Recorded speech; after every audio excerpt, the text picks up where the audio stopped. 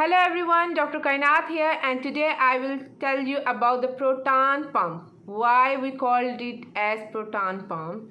If you know, then that's good, and if you don't know, then listen me carefully.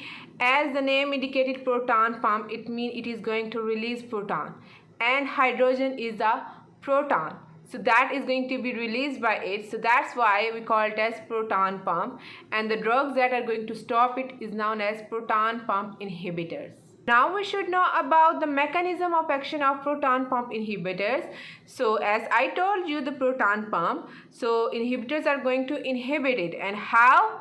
Because the enzyme hydrogen potassium ATPase enzyme is there that allow the movement of hydrogen and potassium in and out of the cell. So the drugs are going to bind with this enzyme. This enzyme take how much time to resynthesize? It take 18 hours. So this drug can act for 18 hours, useful for 18 hours. So it is the best drug that we can use. So the drugs included in this class are omeprazole, esomeprazole, lansoprazole, pantoprazole. So when we have to take these drugs, we always have to take these drugs before meal. Whenever you are going to prescribe it to your patient, tell them use them before meal or before breakfast because its duration is very long. Second thing, tell to your patient, don't chew it, don't crush the capsule.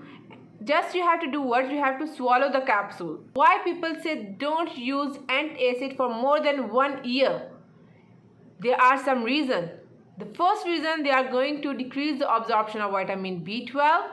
Second, they are going to decrease the absorption of calcium.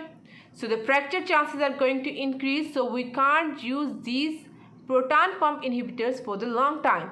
And third one, they can cause diarrhea.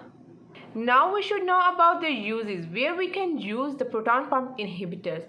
So the first one is we can use it in the GERD, gastroesophageal reflux disease. The second one we can use it is for the erosive esophagitis. Third one we can use it for the benign ulcer, that is the gastric or duodenal ulcer. Fourth one, we can use it for the H. pylori induced ulcer, and the last one we can use it in patients which are taking NSAIDs. So NSAID cause what? They can cause bleeding. If we are going to use the long term, use the NSAID for the long term, what they cause? They can cause GIT bleeding. So we can use this drug, the proton pump inhibitor, to reduce the risk of NSAID induced ulcer.